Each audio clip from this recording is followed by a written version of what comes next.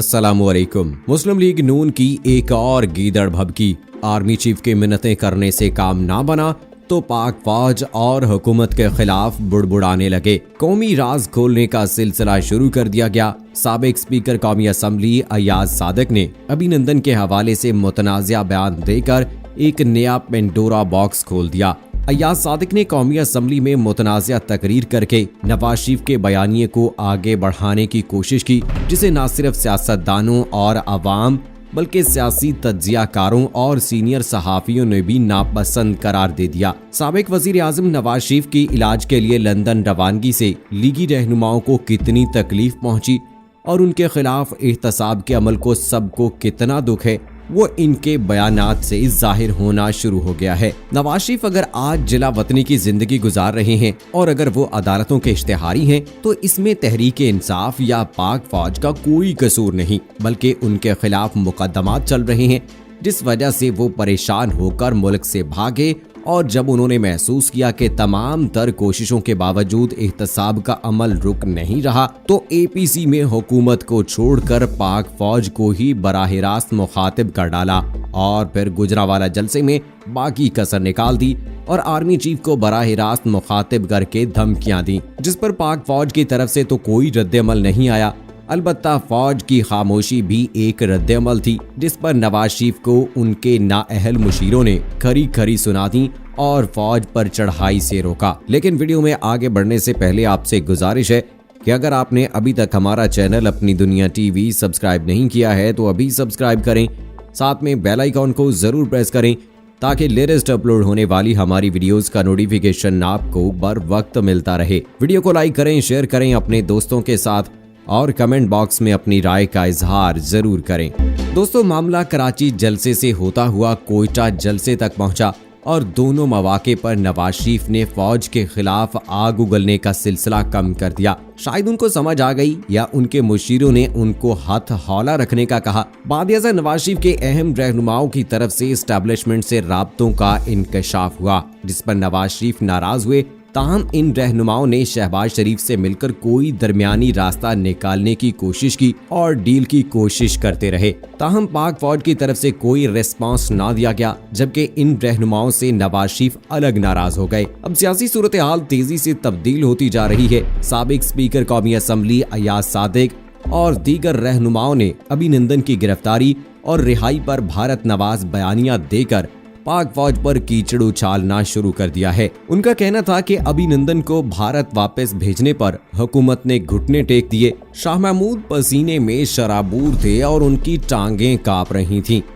उनका कहना था कि शाह महमूद कुरैशी ने कहा भारत हमला कर देगा, लिहाजा अभिनंदन को वापस जाने दें। भारतीय मीडिया ने मेरे बयान को तोड़ मरोड़ कर पेश किया। भारतीय मीडिया ने मेरे बयान को तब्दील करके चलाया। एक चीज वाज़ेह है कि अभिनंदन मिठाई बांटने नहीं, पाकिस्तान पर हमला करने आया था। भारतीय जहाज को गिराना पाकिस्तान की फतह थी। हमें कहा गया कि पार्लियामेंटेरियंस की वजीर आजम के साथ मुलाकात है, लेकिन वजीर खारजा आए। वजीर आजम ने अपोजिशन का सामना क्यों नहीं किया, वो खुद जानते हैं। उनका कहना था कि अभिनंदन को भेजने की कोई जल्दी नहीं थी, जरा इंतजार कर लेते।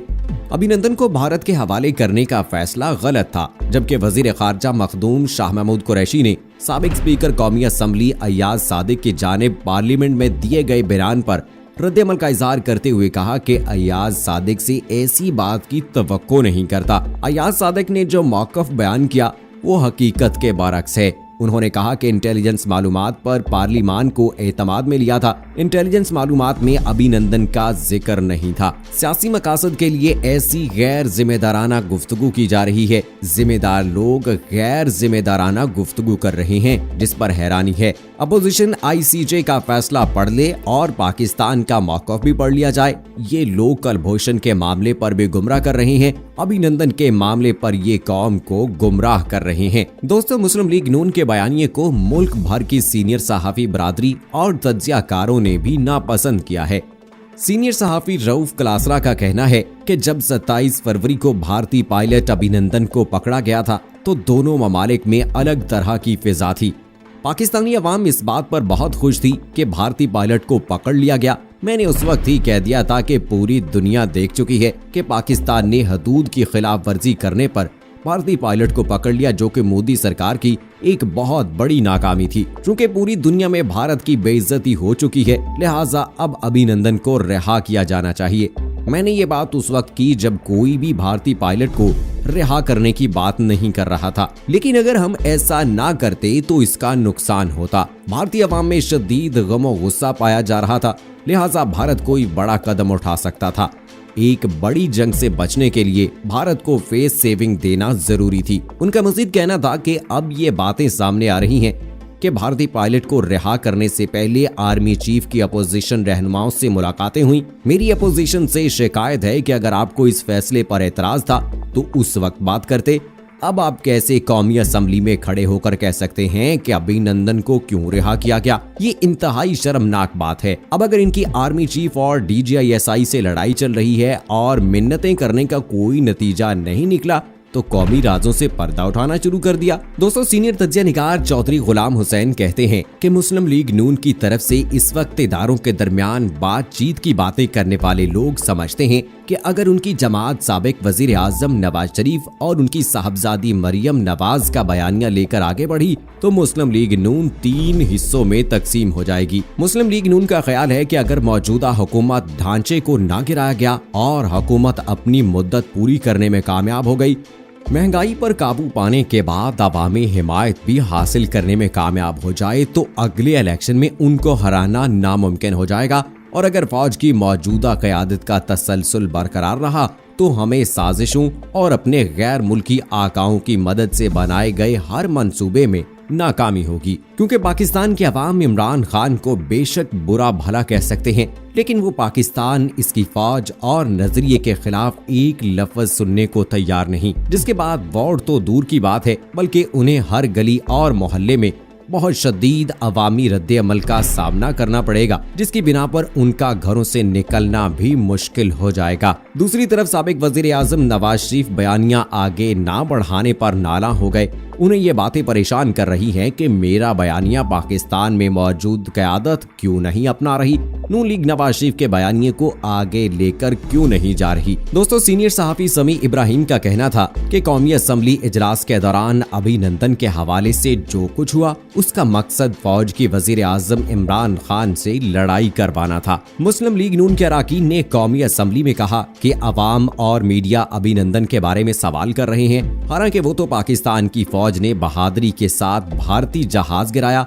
और इसके बाद भारतीय पायलट को वापस भेजने पर दुनिया ने पाकिस्तान के अमल की तारीफ की। मुस्लिम लीग नून से कहा जा रहा है कि पाकिस्तानी फौज में मौजूद किसी ताकतवर हल्के से बात करे, जहां से मुतालबा किया जाए कि फौज की मौजूदा क़यादत पीछे हट जाए, और अगर वो पीछे ना हटे तो दूसरी सूरत में वजीर आजम इमरान खान से बात करें और उन्हें इस पर आमादा करें कि वो उन्हें NRO दे दें। क्योंकि इमरान खान तो इस हवाले से साफ इनकार कर चुके हैं और शायद इस तरह से जनरल बाजवा और इमरान खान की लड़ाई हो जाएगी। क्योंकि इमरान खान तो कह रहे हैं कि NRO नहीं देना और जनरल बाजवा कहेंगे जी ये तो हमारे पीछे पड़ गए हैं, तो उनको पीछे हटाने के लिए इमरान खान NRO दे दे। इसी तनाजुर में पाक फौज के तर्जुमान ने प्रेस कॉन्फ्रेंस के दौरान कहा कि अभिनंदन को रिहा करके पाकिस्तान ने जिम्मेदार रियासत का सबूत दिया, लेकिन कल कौमी सलामती से मुताल्लिक मामलात की तारीख को मसख करने की कोशिश की गई। पुलवामा वाक़े के बाद हिंदुस्तान ने तमाम आलमी कवानीन की खिलाफ वर्जी की और मुंह की खाना पड़ी। उनका कहना था कि रिकॉर्ड की दुरुस्तगी के आज की प्रेस कॉन्फ्रेंस में 1 पॉइंट एजेंडे पर बात कर रहा हूं कि कल कौमी सलामती से मुताल्लिक मामलात की तारीख को मसख करने की कोशिश की गई। पुलवामा वाक़े में भारत ने न सिर्फ मुंह की खाई बल्कि पूरी दुनिया में हजीमत उठाई। पाकिस्तान ने ऐलानिया हिंदुस्तान को दिन की रोशनी में जवाब दिया। पुलवामा वाक़े के बाद हिंदुस्तान ने तमाम आलमी कवानीन की खिलाफ वर्जी की, लेकिन पुलवामा वाक़े के बाद भारत ने दुनिया भर में हजीमत उठाई। अफवाज पाकिस्तान के चौकन्ना और बर वक्त रिस्पॉन्स ने दुश्मन के अज़ाइम को नाकाम बनाया। दुश्मन जो बारूद पाकिस्तान की आवाम पर गिराने आया था वो खाली पहाड़ों पर फेंक गया। दुश्मन के 2 जहाज गिराए, पायलट अभिनंदन को गिरफ्तार किया गया। दुश्मन इतना खौफ ज़दा हुआ कि बदहवासी में अपना ही जहाज मार गिराया। उन्होंने कहा कि अभिनंदन के जेनेवा कन्वेंशन के तहत रिहा करने का फैसला किया गया। पाकिस्तान के अभिनंदन के रिहा करने के फैसले को पूरी दुनिया ने सराहा। अभिनंदन की रिहाई को किसी और चीज से जोड़ना इंतहाई गुमराहकुन है। ये चीज किसी भी पाकिस्तानी के लिए नाकाबिले कबूल है।